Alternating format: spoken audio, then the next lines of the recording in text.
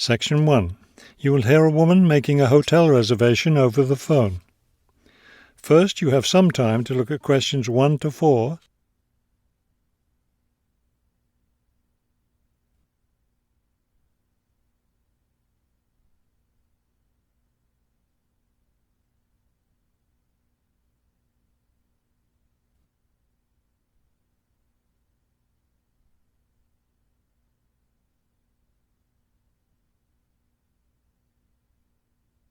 You will see that there is an example that has been done for you. On this occasion only, the conversation relating to this will be played first. Good afternoon, Grandview Hotel. Yes, hello. I'm planning to spend a few days in your city next week, and I'd like to, make a reservation. The man answers the phone. Grandview Hotel? So the word Grandview has been written at the top of the form. Now we shall begin. You should answer the questions as you listen, because you will not hear the recording a second time. Listen carefully and answer questions 1 to 4. Good afternoon, Grandview Hotel. Yes, hello. I'm planning to spend a few days in your city next week, and I'd like to, make a reservation. Of course. When did you want to stay here? Next week, Wednesday night and Thursday night. So that's February 13th and 14th. Yes, that's right. And how many guests will there be? Just me. So, do you have a room available? Yes, we do. I'll just need to take some of your information. May I have your name, please? Oh, right, yes. It's Roxanne Wilson. Wilson. Thank you, Miss Wilson. And may I have your credit card number? It's 233-618-9872. 9872. Got it. All right, Miss Wilson. I have your reservation confirmed. Can I help you with anything else?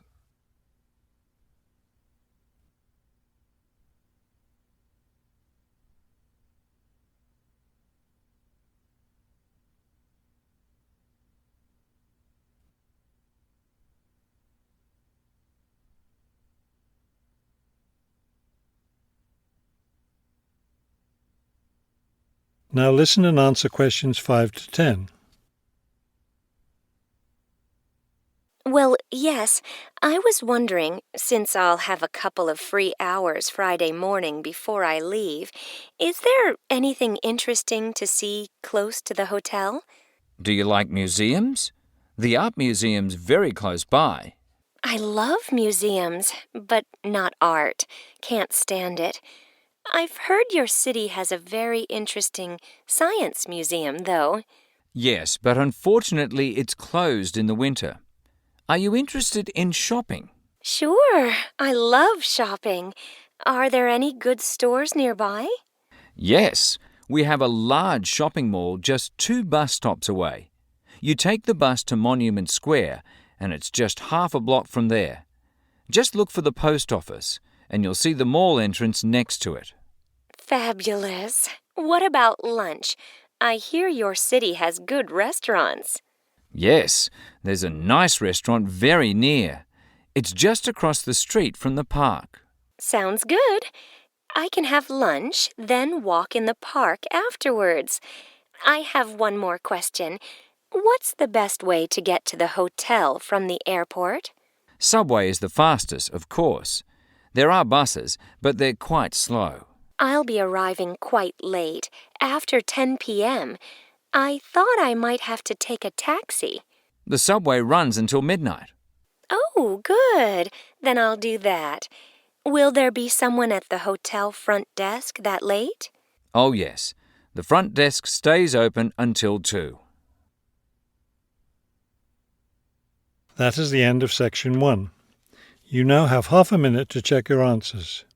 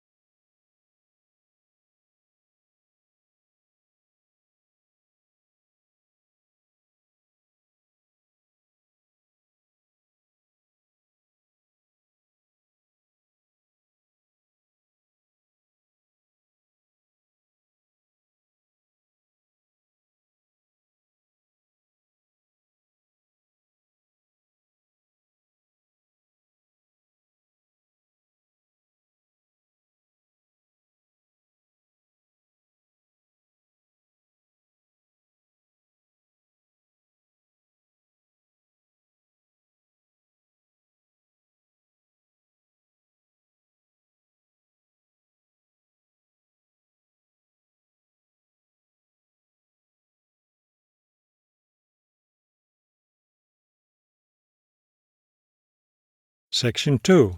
You will hear a tour leader giving information about a bus tour. First, you have some time to look at questions 11 to 15.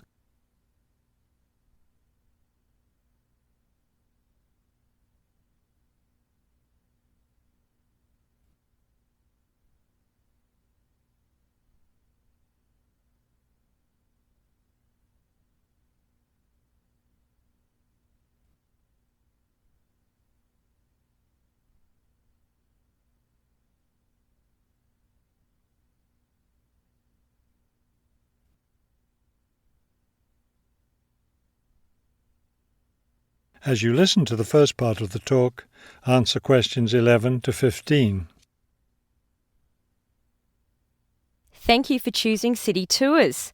The reason so many people choose our tours when visiting this city is because you can design your tour to suit your own interests.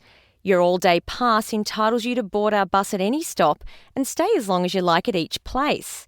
The all-day bus pass costs $18 for adults. Children between the ages of 5 and 12 pay half the adult fare, and children under 5 ride for free. Our buses run every hour on the half hour, starting at 8:30 a.m. Our most popular tour is the Centre City Tour, which goes to all the major attractions in the centre of the city.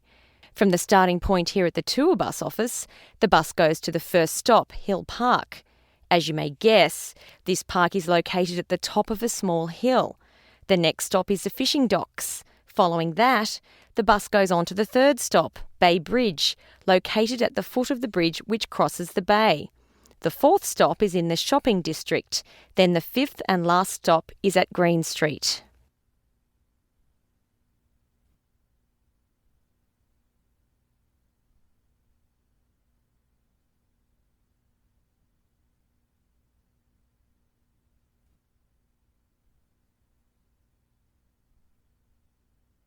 Now listen and answer questions 16 to 20. There are many interesting things to do and see on the Centre City Tour. At the first stop, you can enjoy a spectacular view of the bay, the city, and especially of the fishing docks, which are located at the foot of the hill. At the second stop, you can walk around and look at the boats. Fresh fish from the bay is also for sale here, since this is the place where the fishermen bring in their catch. The next stop is where some of the city's finest seafood restaurants are located, so you might want to plan a lunch stop here. You can eat fresh fish here, prepared in the traditional local way. The fourth stop is, of course, where you can do your shopping. Don't miss the opportunity to purchase some of our city's famous handmade baskets. You'll want to take several home as souvenirs of your visit to our city. Finally, at the last stop on the tour, you can visit one of the oldest buildings in our city, the theatre. This building was built over 400 years ago and is still used today as a place to see plays, musicals and other performances, as well as our annual film festival. That is the end of section 2. You now have half a minute to check your answers.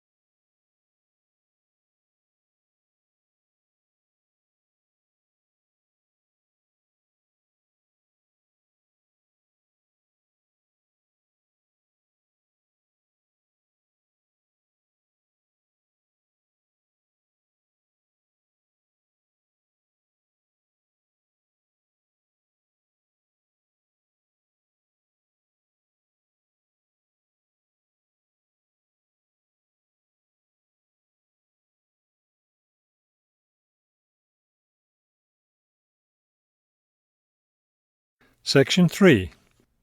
You will hear a conversation between two students planning a research project. First, you have some time to look at questions 21 to 23,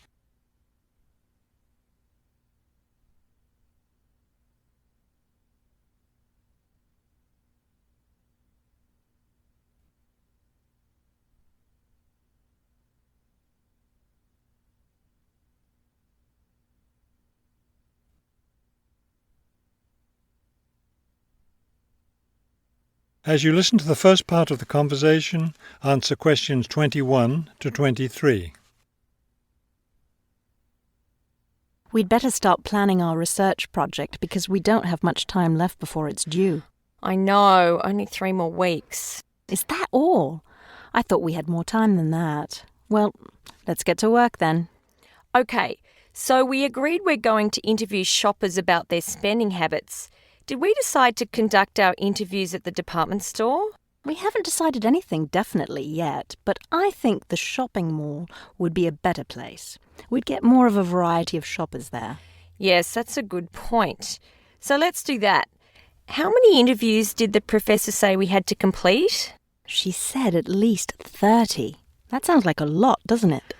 Yes, but if we divide it up between the 2 of us, that's just 15 each. That's not so bad.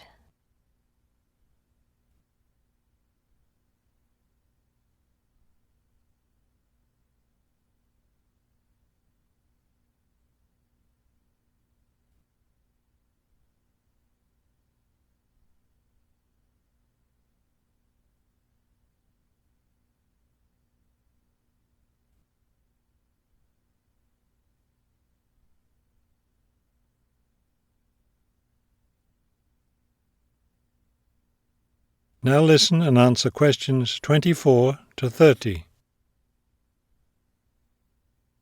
Okay, so I guess we'd better start designing our questionnaire. Well, we have to do some reading first, don't we?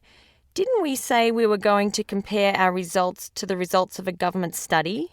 Right, the government study about how the economic crisis has changed people's spending habits. We want to see if we get similar results. Yes, so we'd better read that first and then design our questionnaire. Then I guess we'll be ready to go out and interview shoppers. No, don't you remember? The professor said she had to approve our questionnaire first before we actually conducted the interviews. Oh, right. So we'll get her approval and then conduct the interviews. I think a Saturday would be the best day for the interviews because everyone's out shopping then. Right, we'll do it on a Saturday then. And let's also plan to get together the next day to analyse the results. It's best to do that while everything's fresh in our minds, don't you think? Sure, that sounds like a good idea. Okay, so then we're going to have to present our results to the class. Do you have any ideas for that? It's an important part of our grade, so I think we should plan it well. Well, I think the obvious thing is to prepare some charts showing our results and how they compare with the government study. That will help make the information a lot clearer to the class. Right.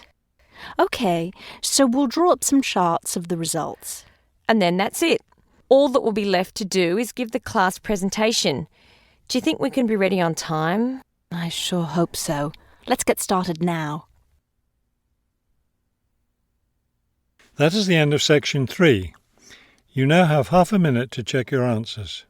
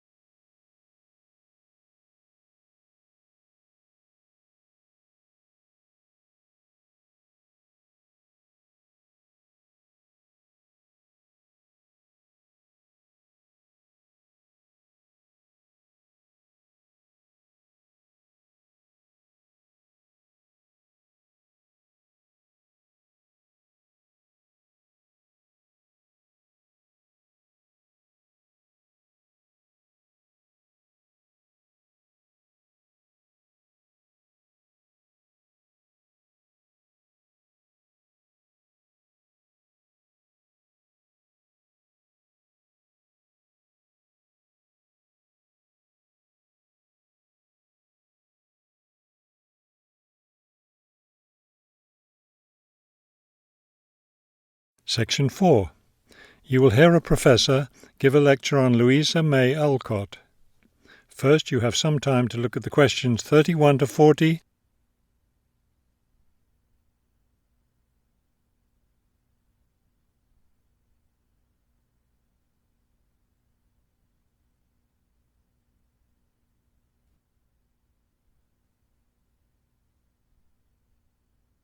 Now listen carefully and complete the timeline in questions 31 to 40.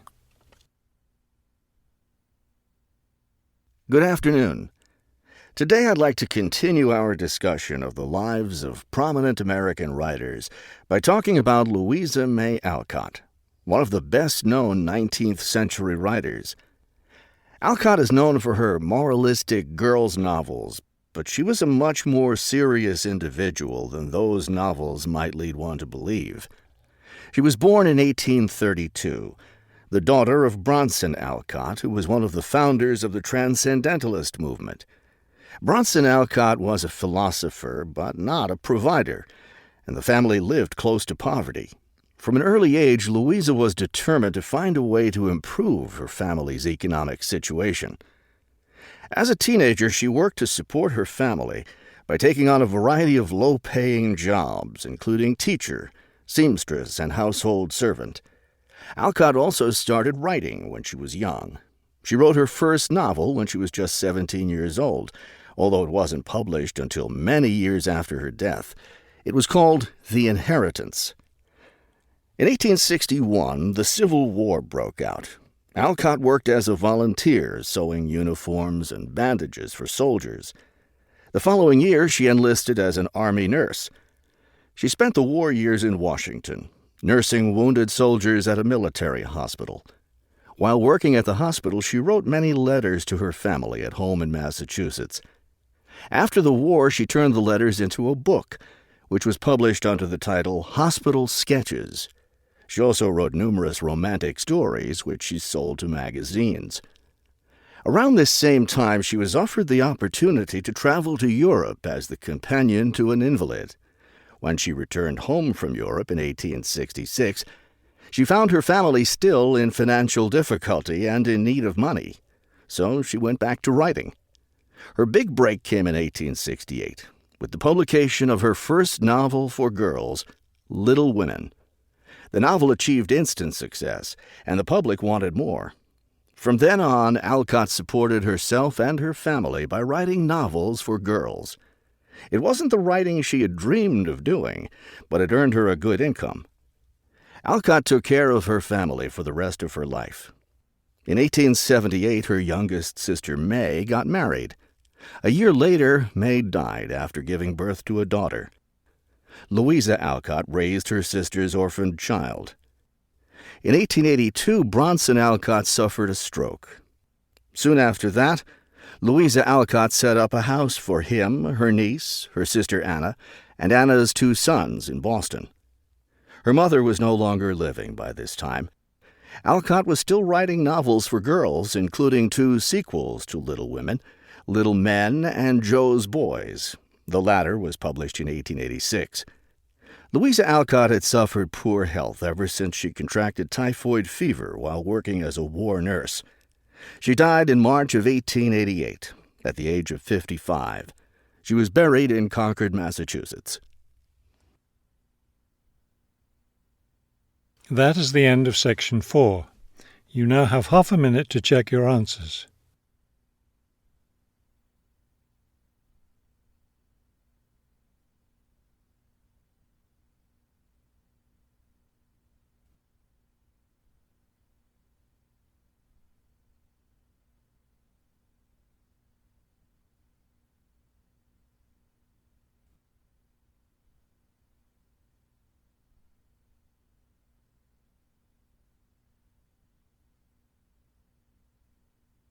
You will now have 10 minutes to transfer your answers to the listening answer sheet.